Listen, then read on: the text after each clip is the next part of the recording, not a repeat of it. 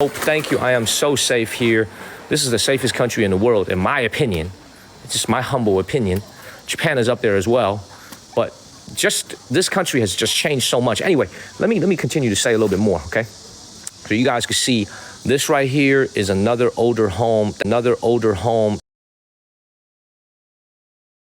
Anyway, let me continue to say a little bit more, okay? So you guys can see this right here is another older home. Thank you, Elizabeth D. Great to see you, Elizabeth. You got so many homes here in this alley that are probably built right around 1970. That's what I would imagine these homes are built, 1970, 1980. A lot of them have improvised ways in order to step into the modern time. Please follow the channel, everybody. What I mean by that is, you can see here, the hot water that we're used to back home in America comes from a large water tank, somewhere in your home or somewhere in your apartment building. It's the same concept here in rural China. These machines up on the roof are their hot water machines. All these lines hanging out here is their internet, their cable out here is their internet, their cable.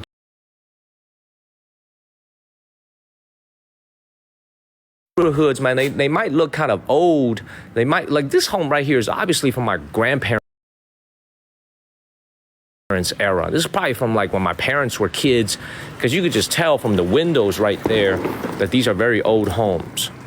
These very flimsy wood windows that have that very thin layer of paint that always seems to chip off. That is what you get from the 60s and 70s. So these homes are very, very beautiful relics of a time that's long gone. Thank you, Sweet Tooth. And thank you, Sweet Tooth, for subscribing yesterday. Thank you so much. Please follow the channel and share this live stream. Thank you, Good Deed. You guys hit that follow button because I stream every single day in China. Now, the primary jobs of the folks in this part of in this city, I would imagine, a lot of them work in the service industry. A lot of them own their own little stores, little businesses. Thank you, Dee.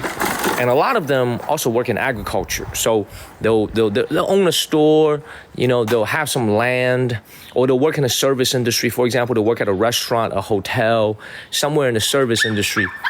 They're a very, very quiet neighborhood. This is quiet living here in China. What I like to call this is what I call hutong alley hopping here in China. Thank you, Norma. Please follow the channel, everybody. Please follow the channel and share this live stream. We're gonna keep it moving.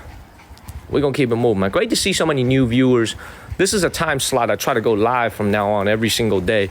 But usually I go live morning time and evening time, USA. A little bit later in the morning, but I'm starting to go live a little bit earlier in the morning time. How much for rent? Somebody just asked me how much for rent. My man's over here, man. You could rent one of these storefronts over here if you want to open your own little store for probably $400 a month if you wanted to run a store here. Now, how many people are going to come and visit your store? That's uncertain. Thank you, Ian. That's our first one. Thank you, Ian. Thank you so much, Ian. And you can rent a room here for an apartment that actually rents a room here. Probably $100, $120 a month, maybe even less, $80 if it doesn't have its own toilet. So very, very cheap, very, very inexpensive. Now, you can see some of these homes here. You see this building right here. This was probably built in the 90s. What they did in the 90s is that they tore down whatever buildings from the 60s and 70s that were here, and they built this four-story structure here, four-story structure here. So this is going to be a little bit more expensive. You can get a one-bedroom, two-bedroom apartment here for probably about $150 to $180 a month. Now, it's got AC, it's got internet, it's got everything you need. Very, very inexpensive. But you got to remember, the average income here is only $550 a month. So it's a big chunk of your paycheck if you're renting here. I would tell you that most people, I would argue that, I would tell you that statistically over 90% of the people in this city, in this town, are homeowners. Most people own homes. Very few people rent in this city because of how inexpensive a house, an apartment here compared to rent. So most people will own a home here, in my humble opinion. They might not all live in a home like this. They might live in some of the smaller flat houses over here, but most people here are homeowners. Okay, so please follow the channel and share this live stream. We're gonna keep walking around. We got a lot to explore today. A lot to explore. There's apparently a night market here somewhere.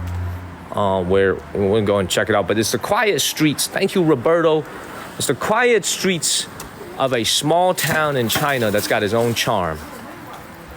You know what I'm saying? Very, very quiet streets. So let's go ahead and just walk around. Please follow the channel. Yes, we're also going to the Great Wall. This is the reason why I'm here in such a quiet, small town, is because we're going to the Great Wall of China. That's the reason why I'm here. So please make sure y'all follow the channel. We're gonna take you guys to the Great Wall of China, a different section of the Great Wall coming up. I'm gonna hike as much as I can where there is a signal. So please follow the channel, man. Thank you, Mickey Vale. Now, the reason why I kind of like to do what I like to do here in China as an American is, you know, first of all, I was born in China in 1990. So I'm a 90s kid. I just barely caught it. I was 1990. And I'm turning 34 this October. I lived in the United States after I immigrated there for about 17 years. And I came back to China 5.5 years ago as a young man, still in my 20s. And this country has taught me so much about what I don't know about